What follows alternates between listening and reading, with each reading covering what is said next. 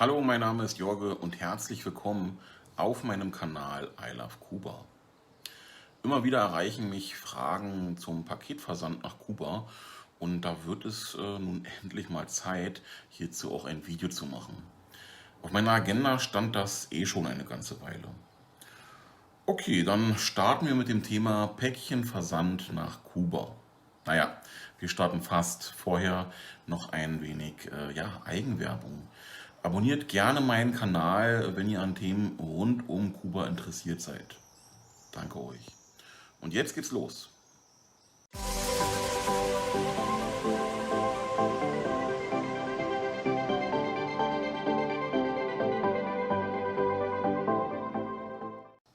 Ein Paket nach Kuba zu schicken ist nicht billig und es gibt zwei Sachen zu beachten. Zunächst müssen wir uns darüber im Klaren sein, dass für den Empfang in Kuba auch Geld gezahlt werden muss. Zumindest wenn man die staatlichen Möglichkeiten nutzt.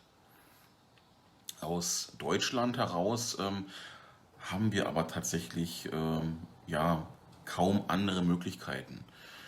Zum Ende des Videos werde ich hier aber noch mal drauf eingehen. Heute soll es primär um den Päckchenversand gehen. Dafür müssen wir aber auch erstmal wissen, ja, was überhaupt ein Päckchen ist. In Deutschland per DHL verschickt ist ein Päckchen maximal 2 Kilo schwer, hat einen Warenwert von maximal 350 Euro und die Maße dürfen in der Summe Länge, Breite und Höhe nicht 90 cm überschreiten, wobei eine einzelne Seitenlänge nicht länger als 60 cm sein darf. Außerdem sind natürlich Einfuhrbeschränkungen zu beachten.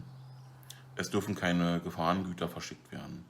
In dem Fall wird das Päckchen, sofern so auf dem Versandschein vermerkt, an den Absender zurückgeschickt. Gefahrengüter sind zum Beispiel Spraydosen, Parfüm, Feuerzeuge, Nagellack und Batterien. Je nachdem, was ihr verschicken wollt, könnte die Frage nach der Verzollung der Waren aufkommen.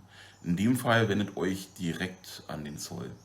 Die Kontaktdaten findet ihr in der Videobeschreibung. So, nun wissen wir also, ja, was ein Päckchen ist. Aber warum Päckchen?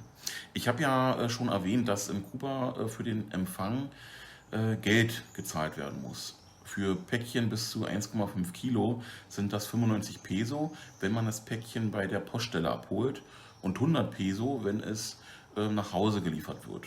Alles über 1,5 Kilo wird für die Person in Kuba recht teuer. Also lieber unter 1,5 Kilo bleiben. Will man aber doch mehr schicken, hier noch der Hinweis zum Paket. Ein Paket darf seitens der DHL maximal 31,5 Kilo wiegen und die Maße belaufen sich auf maximal 120 x 60 x 60 cm. Aber wie gesagt, in Kuba kostet alles über 1,5 Kilo ein Vermögen und auch die Kosten für DHL sind entsprechend höher. Also bleibt lieber darunter. An der Stelle möchte ich anmerken, dass Medikamente aktuell bis zu 10 Kilo zollfrei verschickt werden können. In dem Fall kann man also tatsächlich ein Paket oder meinetwegen auch das Päckchen komplett schicken und in Kuba wird nur die Postgebühr erhoben und nicht noch extra die vom Zoll. Okay, wir wissen jetzt also, was ein Päckchen ist und wie der Empfang in Kuba funktioniert, beziehungsweise was dort gezahlt werden muss. Wie sieht das Ganze nun in der Praxis aus? Hier haben wir einen Versandschein der DHL für Pakete und Päckchen weltweit. Wenn man das öffnet, ja, finden wir hier erstmal in der oberen Hälfte die Daten für den Absender und die vom Empfänger. In der unteren Hälfte sehen wir die Zollerklärung. Diese muss entsprechend dem Päckcheninhalt ausgefüllt werden. Auf Englisch oder auf Spanisch. Der Versandschein wird dann erst bei der Post aufgeklebt. Achtet darauf, dass das Päckchen mit nicht so viel Klebeband beklebt ist, da das Päckchen sonst abgelehnt werden kann. Der Versand eines Päckchen nach Kuba kostet aktuell 16 Euro. Die Dauer, bis das Päckchen ankommt, ist davon abhängig, wohin in Kuba man das Päckchen schickt. Wir schicken regelmäßig Päckchen nach Contramaestre in der Provinz Santiago de Cuba. Ja, bis da die Post ankommt, dauert es also immer etwas, da die Post zunächst in Havanna ankommt, dann geht es weiter nach Santiago und von da aus dann nach Contramaestre. Die letzten Male hat es immer so um einen Monat gedauert, bis unser Päckchen angekommen ist. Bisher war auch immer alles gut angekommen, also kann hier nichts Negatives berichten. Manchmal kann es jedoch etwas länger dauern, aber das kennen wir ja. Vielleicht noch ein Hinweis zur Senderverfolgung. Diese könnt ihr euch bei dem Päckchen eigentlich sparen. Diese funktioniert nur bis Havanna. Ihr würdet also lediglich sehen, ob das Päckchen grundsätzlich in Kuba angekommen ist. Ja, zumindest das Thema Päckchenversand aus Deutschland haben wir soweit denn also erstmal durch.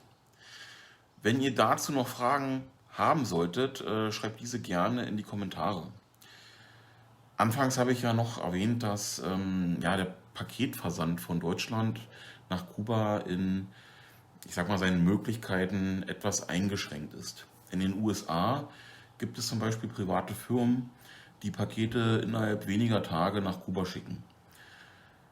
Da der Versand komplett privat erfolgt, muss der Empfänger auch nichts zahlen. So können Pakete auch mal ja, größer sein.